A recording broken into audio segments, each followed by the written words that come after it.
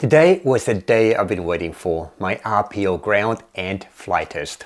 I had to cancel previous test bookings earlier in August because I just wasn't ready, but today I was. The weather was as good as it gets. I reviewed my training, rehearsed radio calls and checklists, and memorized bits and pieces like circuit altitudes and airspeeds. I also reviewed all the techniques I'd have to demonstrate, such as forced landings, various types of landings, turns, etc., and I felt good about everything. So I drove to Cessnock with plenty of time to spare and walked into the pilot's lounge at PUA, where Phil, the flight examiner, was waiting for me. When I booked the RPL test, the long-term forecast was promising. I continued to check the forecast daily and it was consistently good. Light winds from the north and a few high clouds were as good as it gets at this time of the year. So in the days leading up to the big day, I continued to review my training videos, rehearse the radio calls and refresh the knowledge I knew I'd need on the day. And when the day finally came, I looked forward to getting to Cessnock and starting the test.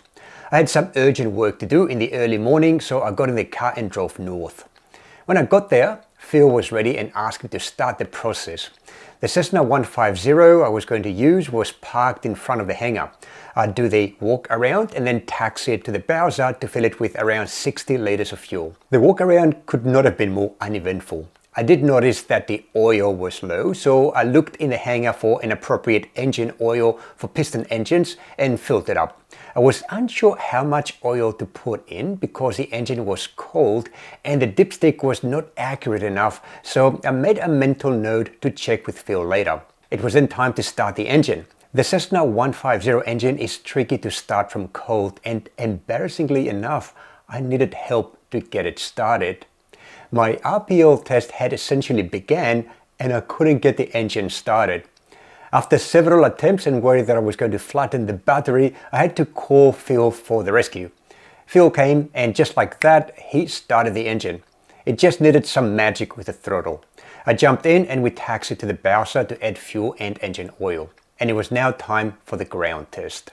The ground test was more like a conversation and a question and answer session. The objective is to ensure that the aspiring pilot has an adequate understanding of legal and aviation issues relating to the RPL license. Some questions that I was asked had to do, for example, with the restrictions of my license. How many people can I carry? How far from the departing airport can I fly? Can I drink and fly? When should I do a check ride? What is the minimum visibility required for a VFR flight in a Class G airspace? And what are the right-of-way rules when converging with another aircraft at the same altitude? There are also questions relating to aircraft systems, like explaining the purpose of the pitot static system, how it affects the airspeed indicator and altimeter, and the potential consequences of a partial or total electrical system failure during flight.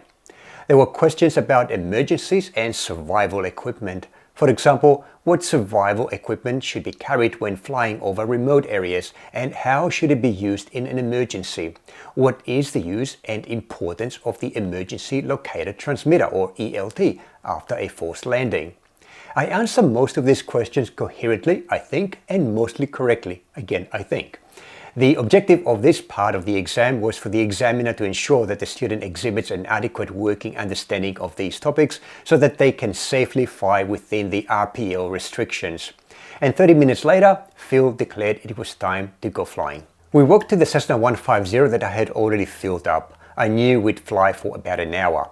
A light breeze came from the north, so runway 35 was in operation, and that's my preferred runway. All good. Phil is really fun to talk to. Conversation flows easily, especially when it's about airplanes and aerobatics. This will be my second flight with him, but for this occasion I wanted to pretend that I was flying solo, just like I did last week. I expected Phil would ask me to demonstrate various skills, including precision in my circuits, butter smooth landings on the main wheels, steep turns, stalls in landing configuration, and at least one forced landing, an essential instrument flying. Some other skills would be assessed throughout the flight, like radio communications and the ability to keep airspeed and altitude under control. Phil asked me to do all of the above and I felt good about my performance. One hairy moment when I thought I had blown it was when he asked me to do a full stop landing, and I thought the test had ended because I failed in something that I couldn't figure out what it is. I felt pretty good about my flying up to that point. It turns out that it was just part of the test, and it was followed by a taxi back to runway 35 to do a short field takeoff. After that, we climbed to around 2,500 feet to perform steep turns and stalls.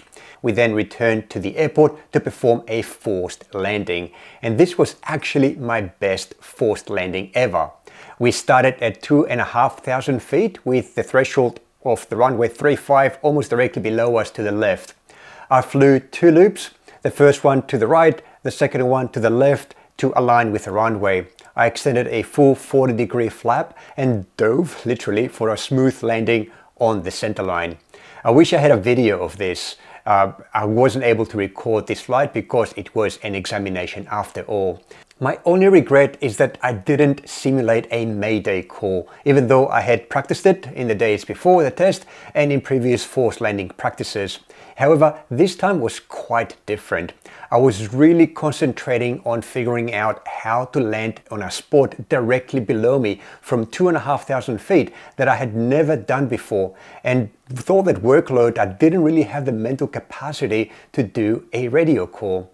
The first rule of flying is aviate, the second one is navigate, and the third one is communicate. And I made a conscious choice to aviate and navigate, and quickly decided not to communicate because doing so would harm the first 2 rules. Having made the choice and recognizing how little mental capacity was left for Rule 3, communication, it is clear that I have to train towards making communication as effortless as possible, even in the case of an emergency. So I'm going to work on this so that I can do a mayday call without having to think about it. Hopefully never have to do that, but you never know. So after my best ever and most impressive forced landing, the flight test was complete. As I cleared the threshold and entered the taxiway, I radioed Cessnock traffic, Sierra Lima Lima, cleared the runway Cessnock and continued to parking.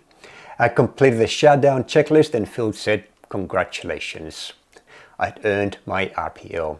There was a bit of paperwork to do, including filling out another form and applying for the Australian Aviation ID online, and the entire process would take a few more weeks. After that, I'd have a physical ID card and a license that I could use to hire an airplane privately and fly on my own. Until that happens, I'm already starting to engage with the PPL material. There's another set of books to read, skills to learn, and flying to do. The highlight, of course, is the long navigation flights that I have been dreaming about. Tomorrow I've got my first flight after my RPL test.